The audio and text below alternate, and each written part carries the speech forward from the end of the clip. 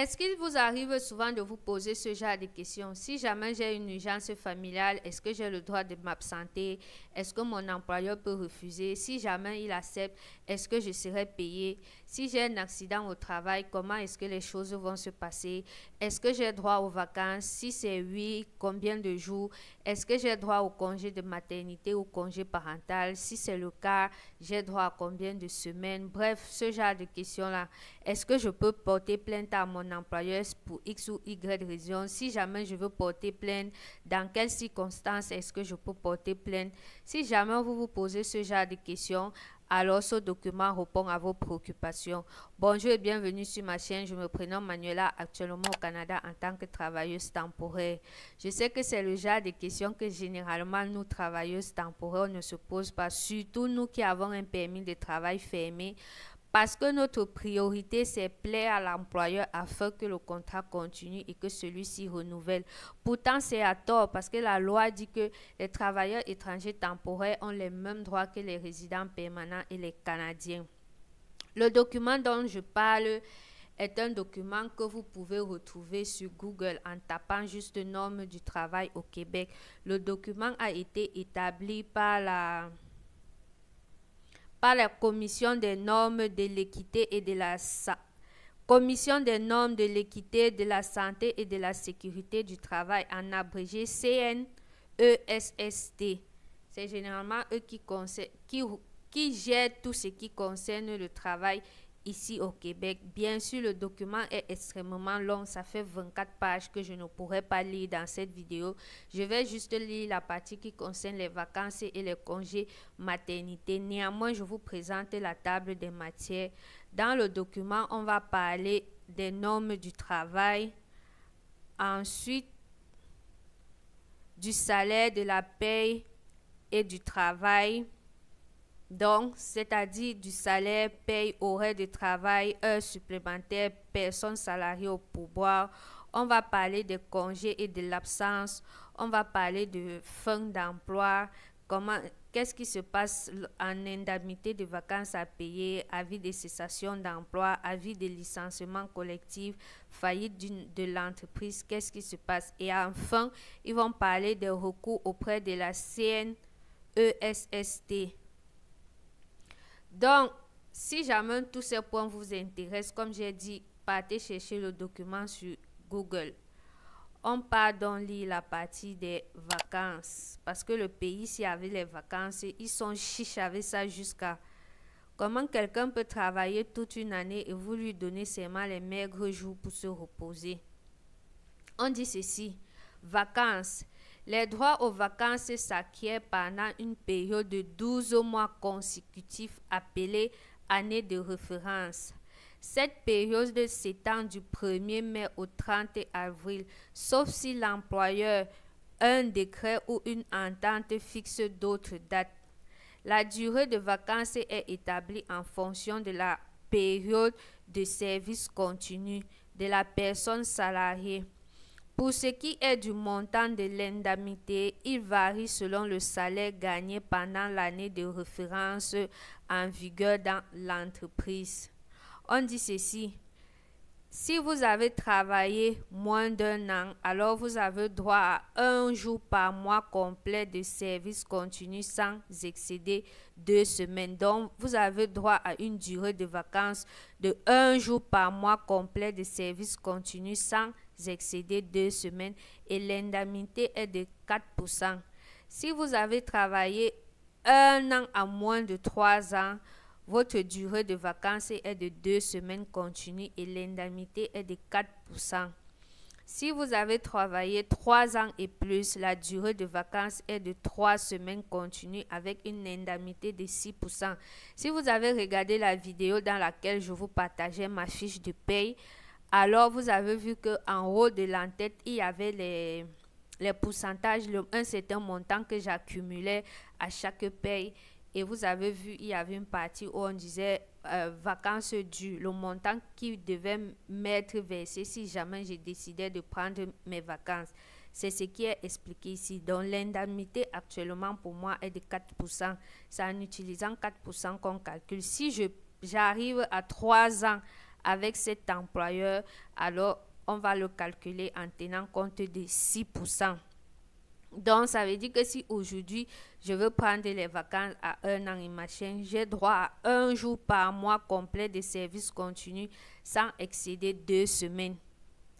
Comment quelqu'un travaille 1 an et vous lui donnez seulement 2 semaines avec le temps qui passe vite quand quelqu'un est à la maison. Mais bon, on va faire comment? On a choisi le Canada. Bien sûr, il y a des exceptions.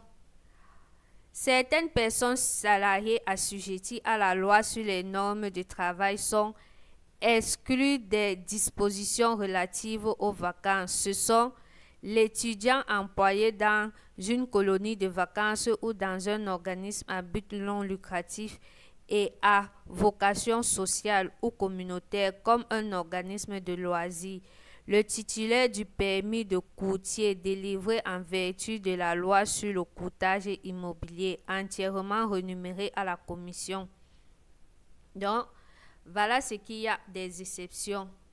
On va donc partir lire les congés de maternité, le point qui concerne beaucoup de personnes.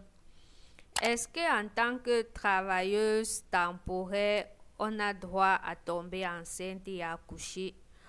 Je ne peux me prononcer là-dessus. Tout ce que je sais, c'est qu'ici au Canada, il y a certains corps du métier dans lesquels on ne vous autorise pas à travailler si jamais vous êtes enceinte. Donc, si vous êtes en permis de travail fermé précisément, rassurez-vous déjà, que le travail pour lequel je suis au Canada n'est pas un travail dans lequel je dois arrêter d'exercer si jamais je suis enceinte. Parce que vous le savez, pour demander la résidence permanente, il y a les conditions qui s'appliquent aux heures de travail. Si tu tombes enceinte et qu'on te demande d'arrêter le travail, ça veut dire que ces heures-là, tu n'es plus en train de les pointer. Le deuxième point, c'est si jamais je tombe enceinte, forcément ton contrat a une date de fin.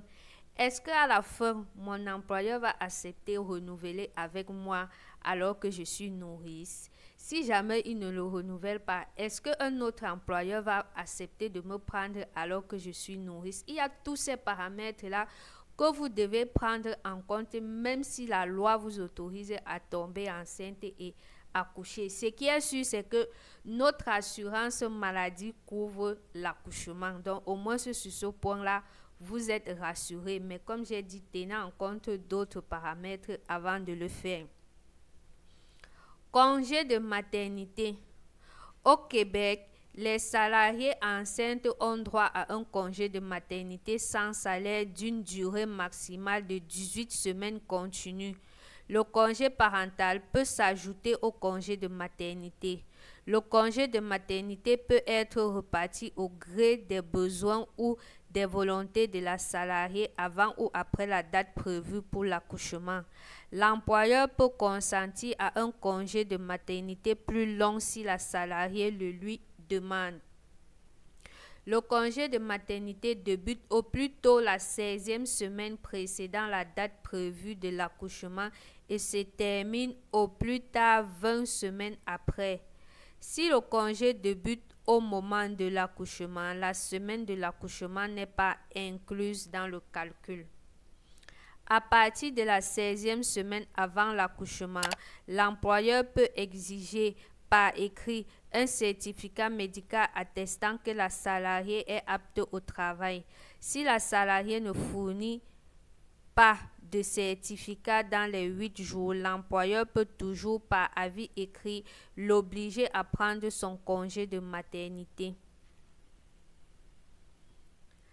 À la demande de la travailleuse, le congé est suspendu, divisé ou prolongé si son état de santé ou celui de son enfant le nécessite.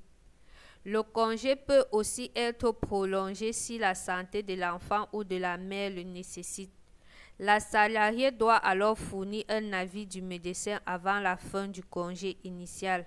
Dans certains cas très précis, à la demande de la salariée, le congé peut être fractionné en semaines si son enfant est hospitalisé ou si la salariée s'absente parce qu'elle-même ou un de ses proches est malade. Si l'accouchement a lieu après la date prévue, la salariée a droit à au moins 2 semaines de congé de maternité par la suite. Si la salariée continue à verser les cotisations aux différents régimes d'assurance collective et de retraite pendant ses congés, l'employeur doit le faire aussi. Les absences pendant la grossesse. Une salariée peut s'absenter du travail sans salaire aussi souvent que nécessaire pour des examens liés à sa grossesse. Elle doit en aviser son employeur le plus tôt possible. Les congés de maternité spécial. La salariée a droit à un congé de maternité spécial sans salaire quand il y a risque d'interruption de grossesse ou danger pour la santé de la mère ou de l'enfant à naître occasionné par la grossesse. La salariée doit fournir un certificat médical attestant le danger et indiquant la durée du congé et la date prévue de l'accouchement. Dans un tel cas, le congé de maternité ordinaire commence 4 semaines avant la date prévue de l'accouchement. L'interruption de grossesse. Quand il y a interruption de grossesse avant le début de la 20e semaine précédant la date prévue de l'accouchement, le congé est d'une durée maximale de 3 semaines, sauf si un certificat médical atteste le besoin de prolonger le congé. Quand l'interruption de grossesse survient à compter de la 20e semaine, la salariée a droit à un congé de maternité sans salaire d'une durée maximale de 20 semaines continues à compter de la semaine de l'événement. La salariée doit avertir son employeur le plus tôt possible et lui fournir un avis écrit indiquant la date prévue de retour au travail. Cet avis doit être accompagné d'un certificat médical. C'était tout pour les congés de maternité. Je pense aussi qu'il y a congé parental. Attendez, voilà. Congé de paternité. Le salarié a droit à un congé de 5 semaines continues sans salaire à l'occasion de la naissance de son enfant. Le congé parental peut s'ajouter au congé de paternité. Ce congé de paternité peut débuter au plus tôt la semaine de naissance de l'enfant et se terminer au plus tard 78 semaines après. Wow!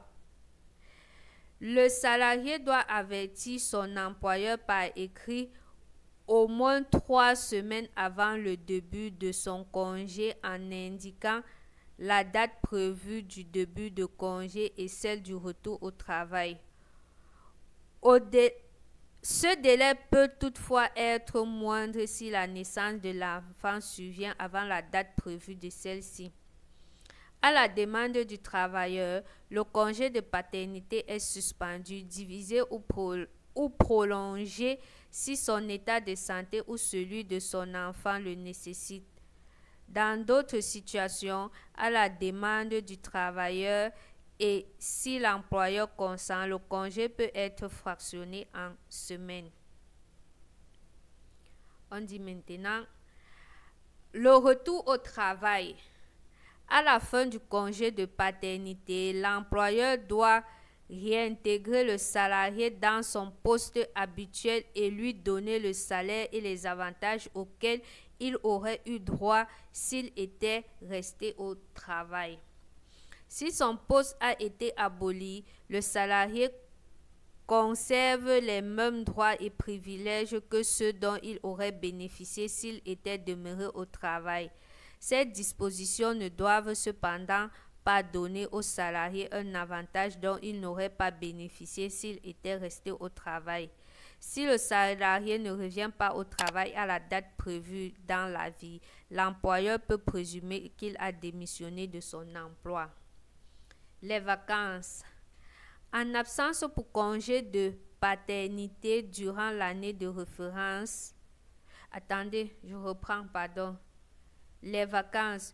Une absence pour congé de paternité durant l'année de référence n'a pas pour effet de réduire la durée des vacances du salarié. Celui-ci a droit à une indemnité d'indemnité qui équivaut, selon la durée de son service continu, à 2 ou 3 fois la moyenne hebdomadaire du salaire gagné durant l'année de référence. Toutefois, le congé parental ne permet pas aux salariés de cumuler des payes de vacances. Le régime québécois d'assurance parentale. Selon le régime québécois d'assurance parentale, des prestations sont versées pour soutenir le revenu du salarié parce qu'il est un nouveau père. Pour en savoir plus, communiquez par téléphone avec un agent du Centre des services à la clientèle du ministère du Travail, de l'Emploi et de la Solidarité sociale au numéro +1 888 610 77 27. Il est aussi possible de faire une demande de prestation par Internet. Le lien est donné. Ce que je venais de lire là, c'était quoi? Congé de paternité. Maintenant, on va parler des congés parentaux. Chaque parent d'un nouveau-né ou d'un enfant nouvellement adopté a droit à un congé parental sans salaire pouvant durer jusqu'à 65 semaines. La personne qui adopte l'enfant et son conjoint a également droit à ce congé.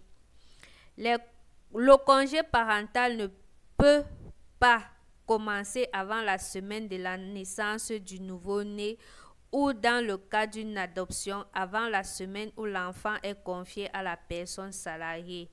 Il ne peut pas non plus débuter avant la semaine où la personne salariée quitte son travail pour aller chercher l'enfant à l'extérieur du Québec. Le congé parental s'ajoute au congé de maternité de 18 semaines ou au congé de paternité de 5 semaines. Le congé parental peut être payé selon les modalités du régime québécois d'assurance parentale et être partagé entre le père et la mère.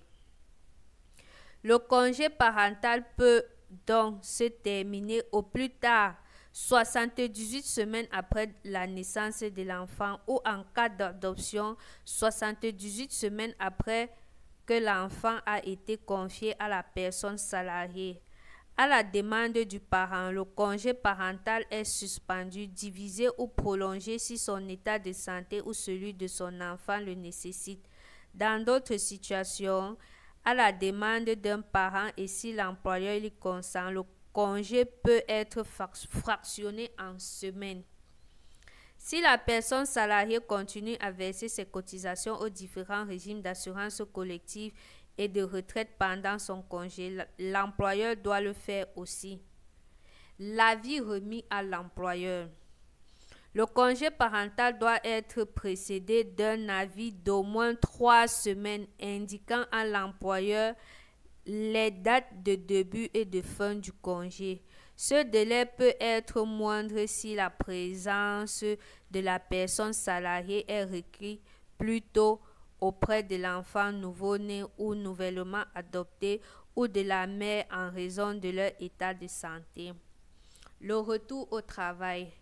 La personne salariée peut reprendre son travail à temps partiel ou de manière interminante pendant son congé parental si l'employeur y consent.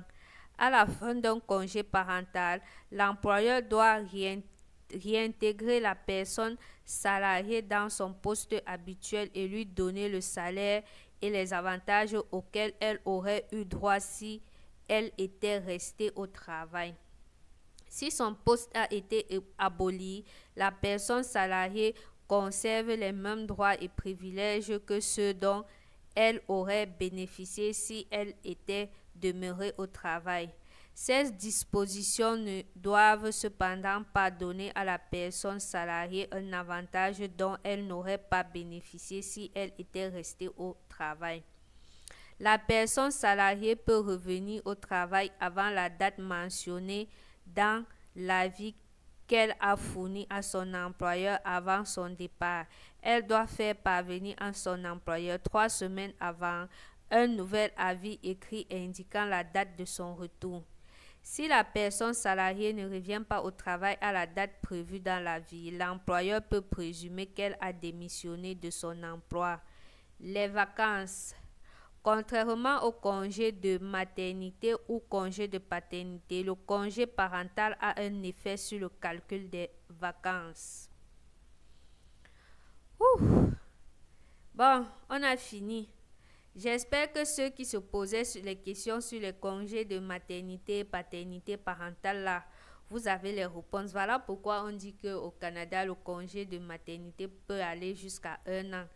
Mais il faut tenir compte du fait que selon ce qui est dit, parce que je n'ai pas encore fait l'expérience, pour bénéficier de ces prestations, donc pour que l'argent te soit versé durant ces congés, il faut que tu aies respecté certaines conditions en travaillant un certain nombre d'heures. Et ce nombre d'heures dépend des provinces. Donc, faites très attention. Voilà pourquoi vous allez voir des femmes enceintes qui continuent à travailler parce qu'elles veulent atteindre ce nombre d'heures-là avant d'aller en congé pour pouvoir bénéficier d'une allocation qui leur sera versée durant leur congé de maternité.